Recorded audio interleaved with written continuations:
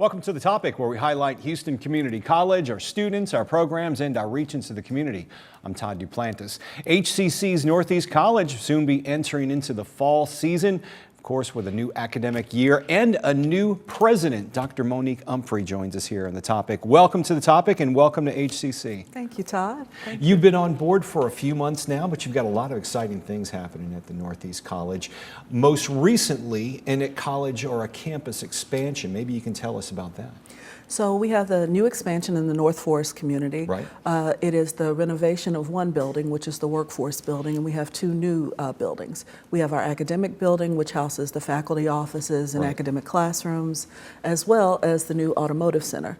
So we have new bays, state-of-the-art equipment, and also the capacity will allow us to train more automotive students as well. And it's an incredible automotive center. I know you've got some deals as well with automotive manufacturers, where students can actually train to be technicians and go work for different programs as well. Mm-hmm. So we have partnerships with Toyota, Subaru, and Audi.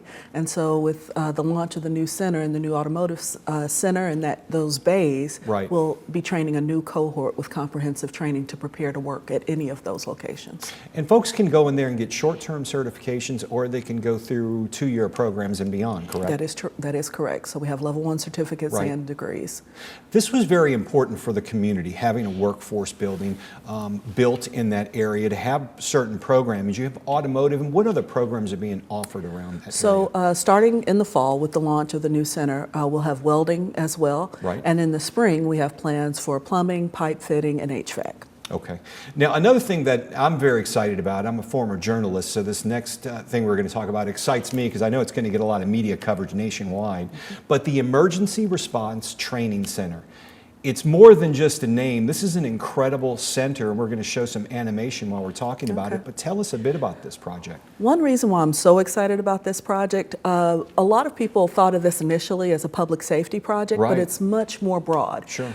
If we want to think about it in the terms of how it affects us, we know that over the last 3 years, Houston has had over 3 100-year floods. Right. And so instead of thinking of this as emergency response, we're looking at it from a resiliency standpoint.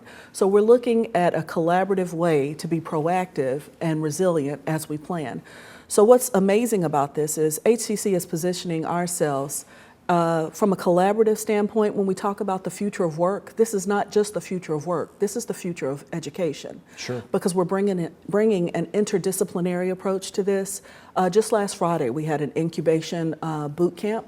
So we brought in over 100 leaders from industry, government, people who work in this space every day, emergency response, resiliency planning.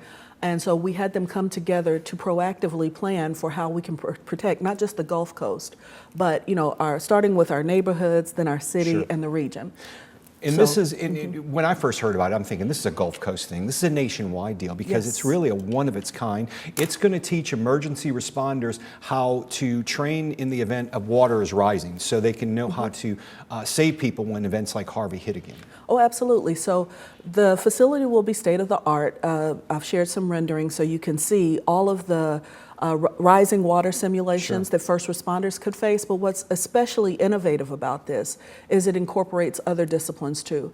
So other people get to incorporate planning on how we can prepare our city. So think IoT, industrial IoT, the sensors, leveraging the technology and that interdisciplinary collaboration to protect our city.